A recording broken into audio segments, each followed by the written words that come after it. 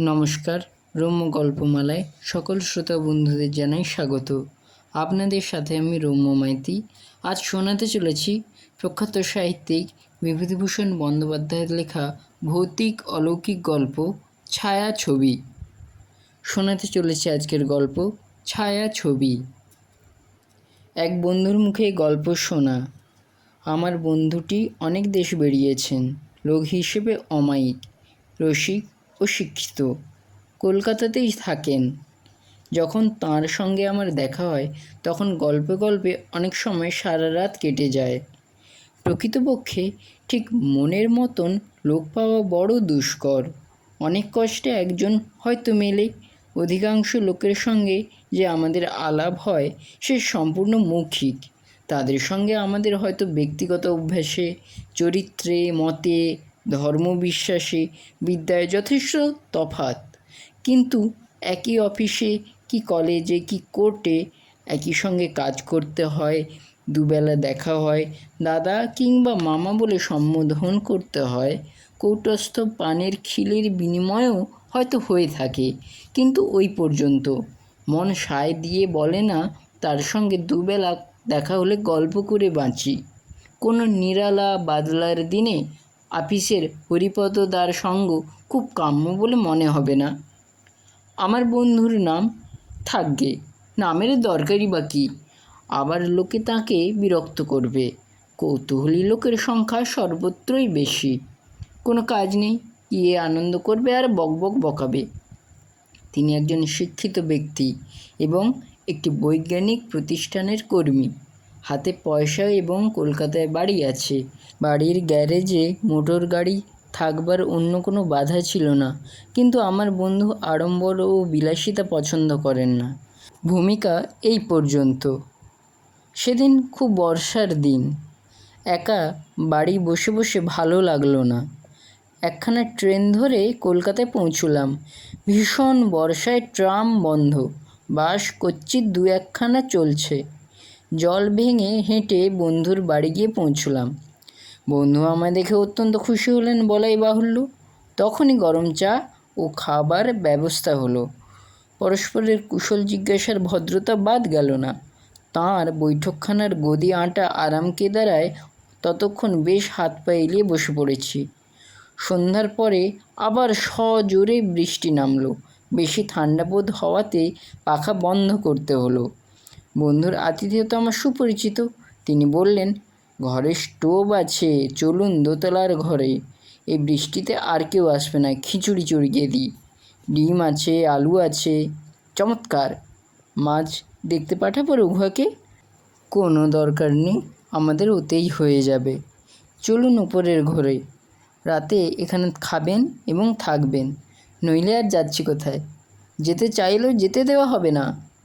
উপরের বসবার ঘরটিতে বন্ধুর লাইব্রেরি। দেওয়ালের গায়ে সারি দেওয়া কাঁচের আলমারি, সাধারণত বিজ্ঞান ও ইতিহাসের বইয়ে ভর্তি। দেওয়ালে বড় বড় অয়েল পেন্টিং, প্রতিকৃতি নয়, সবই ল্যান্ডস্কেপ। ভালো চিত্রকরের হিমালয়ের অঞ্চলের দৃশ্য। আমার বন্ধু হিমালয়কে অত্যন্ত ভালোবাসেন। হিমালয় অঞ্চলের ভৌগোলিক তত্ত্ব তাঁর নখদর্পণে। অনেক দিন রাত্রে হিমালয় ভ্রমণের নানা মনোরম গল্পে রাত্রি কখন কেটে গিয়েছে টেরও পাইনি। ওপরের ঘরে যখন গিয়ে বসলুম তখন টেবিলের ওপর একখানা ছবিওয়ালা বই খোলা পড়ে আছে। বন্ধু হাতে নিয়ে বললেন, এখানে দেখেছেন? হিমালয়ান জার্নাল, সোয়েন হেদিনের ভ্রমণ বৃত্তান্ত বেরিয়েছে। কোথাকার? কাশ্মীর। এমন শৌখিন স্থানে সোয়েন হেদিন বেড়াতেন বলে তো জানতাম না। কোথায় তাকলামাকান, কোথায় কারাকোরাম, এসব দূর দুর্গম স্থান ছাড়া তিনি না। চমৎকার দৃশ্যের বর্ণনা করেছেন এই লেখাটায়, দেখবেন। দেখবার চোখ ছিল ভদ্রলোকের, যা সকলের থাকে না। 100 বার সত্যি। তারপর আমাদের গল্প আরম্ভ হলো প্রধানত কাশ্মীর নিয়ে। কাশ্মীর আমার বন্ধুটির জীবনে একটি তীর্থক্ষেত্র। অনেকবার তিনি ক্লান্ত নাগরিকের মন ও চক্ষুকে বিশ্রাম দেওয়ার জন্যে দেশ বিদেশে ভ্রমণ বেরোতেন, আমি জানি। কাশ্মীরে গিয়েছেন অনেকবার। কাশ্মীরের কথায় সাধারণত তিনি পঞ্চমুখ হয়ে পড়েন। এবার কিন্তু একটা নতুন বিষয় নিয়ে তিনি কথা পারলেন। সেটা হলো তাঁর একটি অতি প্রাকৃত অভিজ্ঞতা। যেটা কাশ্মীরের পথেই ঘটেছিল। বন্ধু বললেন, সেবার পুজোর পরে আমার বাল্য সুহৃদ রতিকান্ত মৈত্রের সঙ্গে পরামর্শ করে তারই মোটরে দুজনে কাশ্মীর যাত্রা করা গেল। রতিকান্ত প্রতি বৎসর নিজের মোটর নিয়ে গ্র্যান্ড ট্রাঙ্ক রোড ধরে কোথাও না কোথাও যাবে। এবার আমারই কথায় সে কাশ্মীর রওনা হলো। পথের আনন্দ কষ্ট ভোগ করতে করতে আমরা দিল্লি গিয়ে পৌঁছলাম। সেখানে দিন দুই বিশ্রাম করে আমরা আবার মোটর ছাড়লুম। বাকি পথটুকু বেশ কাটল। সে বর্ণনা বিস্তৃতভাবে করবার কোনো আবশ্যক দেখি না। কোহালায় পৌঁছলাম দিল্লি থেকে রওনা হবার 3 দিন পরে সন্ধ্যার দিকে। মোটর থামিয়ে কোহালার বাজারে একটি চায়ের দোকানে চা পান করতে বসলাম দুজনে। গাড়িতে রইল ক্লিনার রামদিন ও ভৃত্য নাথু বাগ। শেষোক্ত ব্যক্তির নামটি অবাঙালির মতো শোনালেও প্রকৃতপক্ষে ওর বাড়ি মেদিনীপুর জেলার তমলুক মহকুমায় এবং সে বাংলা ছাড়া অন্য প্রদেশের ভাষা জানে না। চা পানের সময় দোকানদারকে আমরা রাত্রির জন্যই বিশ্রামস্থানে সন্ধান দিতে বললাম। সে 2-একটা সন্ধান দিলে। বড় পরিশ্রান্ত ছিলাম সেদিনটা। রাত্রিটাতে একটু ভালো ঘুমের দরকার। নাথুকে গাড়িতে বসিয়ে রেখে, কারণ তার দ্বারা এ বিষয়ে কোনো সাহায্যই পাওয়া সম্ভব নয়, রামদিন ক্লিনারকে সঙ্গে নিয়ে আমরা বাসার সন্ধানে বার হই। রতিকান্ত বললে, গাড়ির একটা আস্তানাও তো খুঁজতে হবে। আমি বললাম, খুঁজে পেলে ভালো হয়, বাইরে বেজায় ঠান্ডা, নাথু তো শীতে জমে যাবে গাড়িতে থাকলে বাইরে। রামদিন বরং পারে। রামদিন বলল, হামারা বাস্তে কই পারবা নেই হুজুর। কিন্তু বাসা কোথাও পাওয়া গেল না। কোহালা বড় জায়গা নয়, বাজারের একটা ঘর আছে বটে, দোকানদার দেখালে একখানা দোকানের পেছন দিকে, কিন্তু সে ঘর এত অপরিষ্কার এবং আলো বাতাসহীন যে সে ঘরে রাত্রি কাটানো আমাদের পক্ষে অসম্ভব। তাছাড়া সে ঘরে বিশ্রাম করতে গেলে মোটর বাইরে পড়ে থাকে। রামদিন মুখে বলেছে বলেই তাকে হিমবর্ষী রাত্রে বাইরে শুইয়ে রাখা যায় না। রতিকান্ত বললে, উপায়? আমি এর আর কি উপায় বলবো। পরামর্শ করা গেল সেই চায়ের দোকানির কাছে আবার যেতে হবে। তাকে কি এমনভাবে ধরা হলো যেন এই পার্বত্য দেশের সেই আমাদের একমাত্র রক্ষক ও অভিভাবক। তারই মুখ চেয়ে আমরা বাড়ি থেকে এই 2000 মাইল রাস্তা অতিক্রম করে এসেছি। দোকানদার লোক ভালো, সে বলে দিলে, বাজারের পেছন দিয়ে যে পথটা ছোট্ট পাহাড়টা ডিঙিয়ে চলে গেল, ওপারে এক বৃদ্ধ জ্যাঠের বাড়ি। সে বাড়িতে অনেক সময় লোকজনদের আশ্রয় দেয়। আমরা দুজনে দোকানদারের কথা মতো সেখানে গেলাম। বাড়িখানা কাঠের দোতলা। দেখে মনে হয় একসময় বাড়ির মালিকের অবস্থা ভালোই ছিল। আমাদের ডাকাডাকিতে একজন বৃদ্ধ দাড়িওয়ালা লম্বা সুপুরুষ ব্যক্তি দোর খুলে রুক্ষ স্বরে জিজ্ঞেস করলে, কিস লিয়ে হল্লা মাজাতে হো, কৌন হ তুম লোক?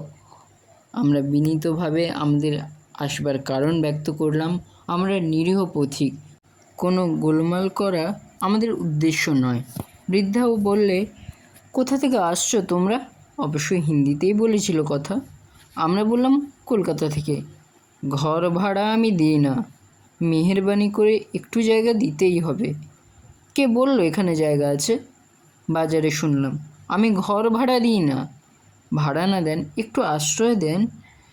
বৃদ্ধ একটুখানি কি ভেবে বলে, কজন লোক? 4 জন। তবে একজন মোটরে শুয়ে থাকবে বাজারে। একখানা ঘরের বেশি দিতে পারবো না। তাই আমরা কৃতজ্ঞতার সঙ্গে গ্রহণ করব।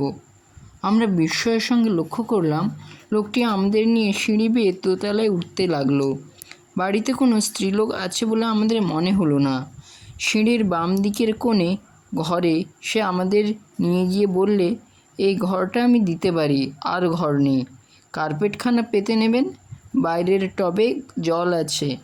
গরম জল দিতে পারবো না। কিন্তু বলেই লোকটা চুপ করে গেল। আমাদের ভয় হলো পাছে সে আবার মত বদলায়। আমরা উভয়েই জোর করে বললাম, আপনার খুব মেহেরবানি, চমৎকার ঘরটি। জিনিসপত্র কোথায়? মোটরেই আছে। আরও 2 জন লোক মোটরে আছে, তাদের একজনকে নিয়ে আসি। কি খাবেন রাত্রে? এখানে খাওয়ার ব্যবস্থা হবে না। কোনো দরকার নেই, আমরা দোকান থেকে আনিয়ে নেব। চলুন আমরাও নিচে যাই, বাজারে যাব। আধ ঘন্টা পরে আমরা আবার এসে ঘরে বিছানাপত্র পেতে নিলাম। রামদিন মোটরেই রইল। রতিকান্ত অত্যন্ত ক্লান্ত ছিল। তারই অনুরোধে আমি আলো নিভিয়ে দিয়ে ওর শোবার ব্যবস্থা করে দিলাম। তারপর আমি নিচে এসে বারান্দায় দাঁড়ালাম। বাজারের রাস্তা দিয়ে সামনের ছোট পাহাড়ের মাথা ডিঙিয়ে যে উপত্যকা নেমেছে, তারই এপারে এই ছোট্ট দোতলা কাঠের বাড়িটি। অল্প অল্প জ্যোৎস্না উঠেছে সামনের নিম্নভূমি, অর্থাৎ উপত্যকায় বেঁটে ওক, চেনার ও সরল গাছের ফাঁকে ফাঁকে জ্যোৎস্নার কি অপূর্ব শোভা। বাতাসে বেশ শীতল। আমার যেন চোখে ঘুম আসছে না। এই সুন্দর বনাবৃত উপত্যকার শান্ত কুটিরখানি সারা রাত্রি জেগে ভোগ করি, এই যেন আমার মনের গূঢ় বাণী। কিন্তু শরীর মানল না। ক্লান্ত দেহ এলিয়ে পড়তে চাইছিল শয্যায়। অগত্যা শয্যা আশ্রয় করা ছাড়া গত্যন্তর রইল না। সঙ্গে সঙ্গেই ঘুমিয়ে পড়লাম। অনেক রাত্রে আমার ঘুম ভেঙে গেল। আমি জেগে উঠে বিছানার উপরে বসলাম। কি একটা শব্দ যেন আমার ঘুমের ঘোরে শুনেছি, তাতেই ঘুম ভেঙেছে। শব্দটা তখনও হচ্ছে। আমি বাইরের বারান্দায় গিয়ে দাঁড়ালাম। বাইরে গিয়ে দাঁড়াবার সঙ্গে সঙ্গে আমার চোখ গিয়ে পড়ল নিম্নের উপত্যকার বনভূমির দিকে। এমন একটি দৃশ্য আমার চোখে পড়ল যাতে আমি পাথরের পুতুলের মতো আড়ষ্ট হয়ে গেলাম। চাঁদ হেলে পড়েছে পশ্চিম আকাশে। তারই সুস্পষ্ট আলোতে দেখি একটি নারী মূর্তি আমার সামনে কি একটা বড় গাছের ডালে দোলনা বেঁধে দোল খাচ্ছে। ভালো করে চেয়ে দেখলাম, হ্যাঁ, নারী বটে, সুন্দরী নারী, 22-23-এর মধ্যে বয়স। কিন্তু মেয়েটির দোল খাওয়ার স্থান, বিশেষ করে সময়ে, আমার কাছে বড় আশ্চর্য বলে মনে হলো। কাশ্মীরের দিকে কখনো আসিনি। এখানকার মেয়েরা এই হিমবর্ষী রাত্রে শেষ প্রহরে বনে এমনভাবে দোলনা টাঙে দোল খায় নাকি? দৃশ্যটা যদি সুন্দর হতো, সুন্দর সন্দেহ নেই, তাহলে আমি এমন অস্বস্তি বোধ করব কেন? আমার যেন মনে হলো এই দৃশ্যের মধ্যে একটি জিনিস আছে যা অসীম, যা নিয়মের বিপরীত, যা অমানুষী। তাড়াতাড়ি রতিকান্তকে ডাকলুম। সেও যখন বাইরে এলো তখনও মেয়েটি দোল খাচ্ছে। রতিকান্তকে বললাম, ও কে ভাই? সে অবাক হয়ে গিয়েছে। চোখ রগড়ে বলল, তাই তো, এখানকার মেয়েরা ওরকম করে নাকি? তা কি জানি। হঠাৎ রতিকান্ত বলে উঠল, ও কি, দোলনায় দড়ি কই? গাছে টাঙিয়েছে কি দিয়ে? ভালো করে চেয়ে দেখলাম, সত্যিই তো, দোলনার দড়ি অস্পষ্ট এত যে চন্দ্রালোকে দেখা যাচ্ছে না। সরু তার হলেও দেখা যাবে আলোতে, কিন্তু তার বা দড়ি কিছু নেই। শূন্যে ঝুলছে দোলনা। আরও একটা ব্যাপার যা এতক্ষণ পরে লক্ষ্য করলাম, আমাদের দিকে অল্প দূরে গাছটার তলায় এ ব্যাপার ঘটছে, অথচ কোনো রকম শব্দ আমাদের কানে আসছে না। সব শুদ্ধ মিলে যেন একটা ছবি। রতিকান্ত বললে, ভাই, বাড়িওয়ালাকে ডাকবো? ডাকো, আবার এরই কেউ না হয়, তাহলে তো চটে যাবে। তুমি ডাকো, যা হয় হবে। কথা বলতে বলতে একটু অন্যমনস্ক হয়েই পড়েছিলাম দুজনে বোধ হয় কয়েক সেকেন্ড। পরক্ষণেই সামনের দিকে চেয়ে দেখি, কোথায় সেই দোদুল্যমানা তরুণী নারী মূর্তি? কিছুই নেই সে গাছের তলায়। ওই তো সেই বাঁকা ডালটা, জ্যোৎস্নায় স্পষ্ট হয়ে ফুটে উঠেছে গাছটার শুভ্র কাণ্ড। পাশের বেঁটে ওক গাছটা তেমনি দেখা যাচ্ছে, কিন্তু কেউ কোথাও নেই। গাছের তলা একদম ফাঁকা। রতিকান্ত বললে, ও কি, কোথায় গেল? তাই তো, আশেপাশে নেই তো। কয়েক সেকেন্ডের মধ্যে কেউ পালাতে পারে না আমাদের দুজনের চোখ এড়িয়ে এই জ্যোৎস্না আলোকিত উপত্যকা থেকে। যাবার আর কোনো রাস্তা নেই। বাজারে যাবার ওই সঙ্গে পায়ে চলার পথ ছাড়া। পেছনে উঁচু পাহাড়টা, বনের নিচে আগাছার জঙ্গল নেই বাংলাদেশের মতো। বেশ পরিষ্কার তলা দেখা যাচ্ছে জ্যোৎস্নায়। সম্ভব নয় কোথাও লুকোনো বা পালানো আমাদের চোখ এড়িয়ে এত অল্প সময়ের মধ্যে। রতিকান্ত বললে, ব্যাপার কি? তাই তো আমিও ভাবছি। এই যে দেখছি একেবারে ম্যাজিক, সেই রকমই মনে হচ্ছে। কি করা যাবে এখন? শোয়া ও ঘুমানো। রাত বড় বেশি ছিল না। ঘণ্টাখানেক ঘুমিয়ে উঠে আমি ও রতিকান্ত দেখি নাথুর নাক ডাকছে। ওকে উঠিয়ে জিনিসপত্র গুছিয়ে নিতে বলে আমরা আবার এসে বারান্দায় দাঁড়ালুম। ওই সেই গাছটা, ওই সেই বাঁকা ডালটা। সত্যি সত্যি কাল শেষ রাতের দিকে আমরা দুজনেই বারান্দায় দাঁড়িয়ে সেই অদ্ভুত দৃশ্যটি দেখেছি, কিন্তু আমাদের নিজেদের কাছেই মনে হচ্ছে ওটা আসলে ঘটেনি, হয়তো রাত্রির স্বপ্ন। স্বপ্ন কি জানি।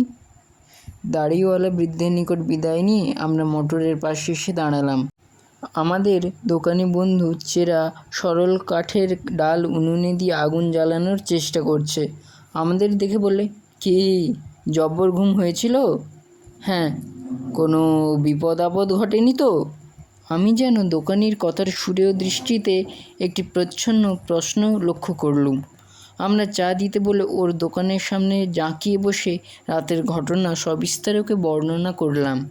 দোকানি ঘাড় নেড়ে হেসে বললে, জানি বাবুজি, এই জন্যেই ও বাড়ির সন্ধান আপনাদের দিতে ইতস্তত করছিলাম। ওই বনে জ্যোৎস্না রাতে কত লোক ও মেয়েটিকে দুলতে দেখেছে। ও মানুষ নয়, জিন, আফ্রিট, হুরি বলে হাত নেড়ে যেন সব জিনিসটাকে ঝেড়ে ফেলে দিয়ে বললে, আপনারা আজই কোহালা ছেড়ে চলে যান। আমি জানি যারা ওই খুবসুরত জিন হুরির মুহে পড়ে ওই কাঠের ঘর ভাড়া নিয়ে দিনের পর দিন থেকে গিয়েছে, শেষকালে তাদের মাথা খারাপ হয়ে গিয়েছে। একবার একটি আত্মহত্যাও ঘটেছিল। বেশি দিন থাকলে বিপদে পড়ে যাবেন। বাড়িওয়ালা বুড়ো ওই জন্যে আজকাল বাড়ি ভাড়া দিতে চায় না। আমরা বললাম, তোমরা তো স্থানীয় লোক, তোমরা দেখতে পাও? রোজ কি জিন আফ্রিদিদের নজরে পড়ে? 2 মাস হয়তো কিছুই না, একদিন হয়ে গেল। কানুন কিছু নেই, তবে কানুনের মধ্যে ওই চাঁদনি রাত হওয়া চাই আর রাতের শেষ প্রহর হওয়া চাই। এখানকার লোকেরা সাঁঝ জ্বালার পর ও পথে বড় একটা যাতায়াত করে না। হ্যাঁ, 1 রুপিয়া 7.5 আনা হুজুর। আদাব হুজুর। কেমন লাগলো আজকের এই গল্প? কমেন্ট বক্সে অবশ্যই লিখে জানান, এবং গল্পটি ভালো লাগলে লাইক এবং শেয়ার করতে ভুলবেন না। পরবর্তীকালে নিত্য নতুন নানা স্বাদের গল্প পেতে এখনই আমার চ্যানেলটি সাবস্ক্রাইব করে আমার পাশে থাকুন। ধন্যবাদ।